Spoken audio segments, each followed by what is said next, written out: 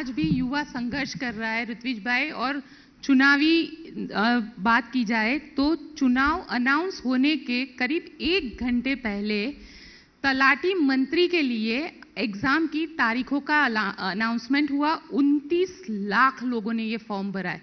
तलाटी मंत्री के लिए 29 लाख लोगों ने ये फॉर्म भरा है।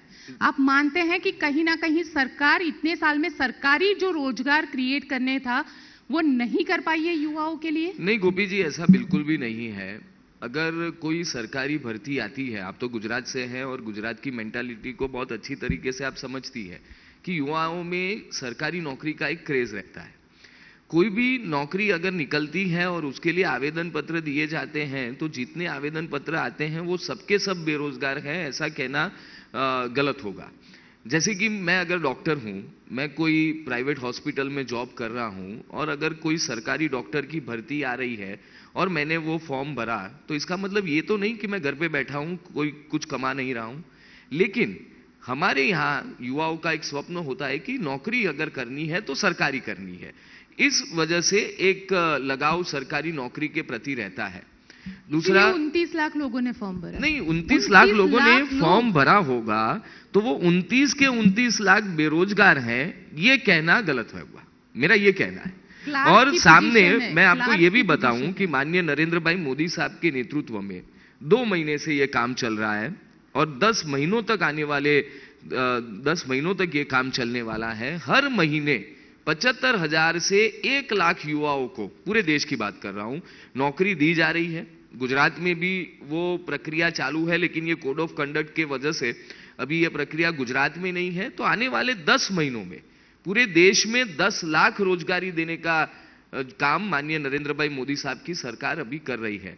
दूसरा, मेरे मित्र इंद्र विजय सिंह जी ने बताया, तो मैं उनको कहना चाहता हूं कि बीसीसीआई के सेक्रेटरी जय भाई की उन्होंने बात की, तो वो भी अलग अलग जिम्मेदारी को निभाते हुए क्रिकेट एसोसिएशन और क्रिकेट के बेटरमेंट के लिए उन्होंने बहुत काम किया है और तभी सर्वसम्मति से वो वहां पर पहुंचे हैं। नंबर 1।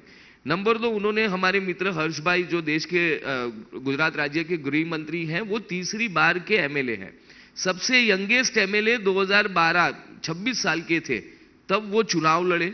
फिर अलग अलग हमारी संगठनात्मक जिम्मेदारियों को निभाते हुए और साथ में अपने विधायक बनते रहते हुए विस्तार में गुजरात का उन्होंने नेतृत्व किया। और आप देख रहे हैं कि पिछले 1-1.5 साल से बखूबी गुजरात के गृह मंत्री के तौर पर वो बहुत ही अच्छा काम कर रहे हैं। तब कांग्रेस के पास जब मुद्दे नहीं हैं तो ऐसे निम्न कक्षा के आरोप लगाना ठीक नहीं होगा। मेरे आगे जब आपने बात मेरे को बताई थी तब मैंने कहा था कि गुजरात के युवा ने कर्फ्यू नहीं देखा है। पिछले जब कांग्रेस का शासन था 300 में से 200 दिन इस गुजरात में लोगों ने कर्फ्यू देखा है। गुजरात के शहर वहां के गुंडों के नाम से पहचाने जाते थे। आज यहां पर गोपी जी नवरात्रि अभी गई, हम सब उस बात को स्वीकार करेंगे कि रात को 3-3, 4-4 बजे तक हमारी बहनें, हमारी माताएं रोड पर घूमती हैं, कुछ भी लॉ एंड ऑर्डर का प्रॉब्लम नहीं होता है। तो ये सफलता भी आपको स्वीकार करनी होगी, ये मेरा कहना है। आप सहमत है? ये बात करते हैं कर्फ्यू की, मैं बात करता हूं करप्शन और कमीशन की। गुजरात राज्य में भारतीय जनता पार्टी की सरकार 27 साल से हफ्ताखोरी राज चला रही है। गुजरात में दारूबंदी सिर्फ नाम की रह चुकी है। सरकार के सभी अधिकारी जो है ज्यादातर भ्रष्ट है। उनके कमीशन के बारे में अवारनवार रोज बरोज छापा में, न्यूज़पेपर में, मीडिया में आता रहता है। गुजरात के युवाओं की बात करें, पेपर लीक की हमने अभी बात की, 40 लाख युवाओं की बेरोजगारी की बात की। आज गुजरात के अंदर एक जमाना था, पहले उड़ता पंजाब जिसको बोला जाता था, आज उड़ता गुजरात बोला जाए, इस प्रकार की परिस्थिति होती है। 1 लाख करोड़ से भी ज्यादा रकम का ड्रग्स गुजरात के विभिन्न पोर्ट से पकड़ा जाता है।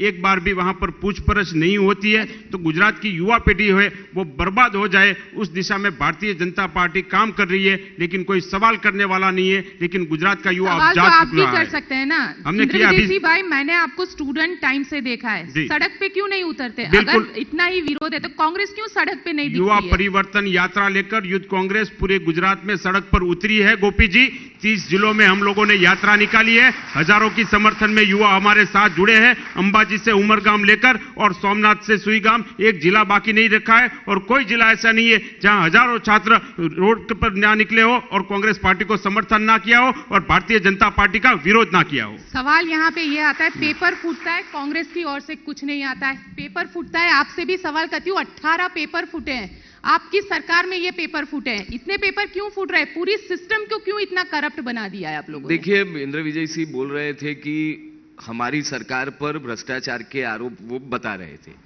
आज तक पिछले 27 सालों में एक भी मंत्री के खिलाफ भ्रष्टाचार का आरोप लगा हो तो वो मुझे बता दे।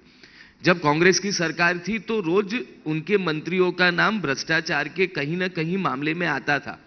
आज केंद्र में माननीय मोदी साहब की सरकार हो या गुजरात में माननीय भूपेंद्र भाई पटेल साहब की सरकार हो, इन दोनों सरकारों में एक मंत्री ऐसा या एक वाकया ऐसा मुझे बता दीजिए कि जिसमें गुजरात सरकार के कोई मंत्री, विधायक या नेता पे भ्रष्टाचार का आरोप लगा हो। नंबर 1। नंबर 2, वो बता रहे थे कि यहां पर लॉ एंड ऑर्डर का, ड्रग्स का उन्होंने बताया। तो प्रोएक्टिव होकर गुजरात गवर्नमेंट, जिसका गुजरात का सबसे लंबा जो दरिया किनारा है, वहां से अगर गुजरात का कोई ट्रांजिट रूट के हिसाब से उपयोग कर रहा है तो उनको रोकना और ड्रग्स पकड़ना, ये कौन सी गलत बात है? पूरे देश में माननीय गृह मंत्री अमित भाई शाह साहब के नेतृत्व में, एक ही मिनट मैं अपनी बात खत्म कर लूं, पूरे देश में माननीय गृह मंत्री अमित भाई शाह साहब के नेतृत्व में ड्रग्स के लिए जीरो टॉलरेंस पॉलिसी का अमल हो रहा है। जहां पर भी भारतीय जनता पार्टी की सरकार है वहां पर बहुत ही कड़काई के साथ हम ड्रग्स को पकड़ रहे हैं। ये हमारी सेंट्रल पॉलिसी है।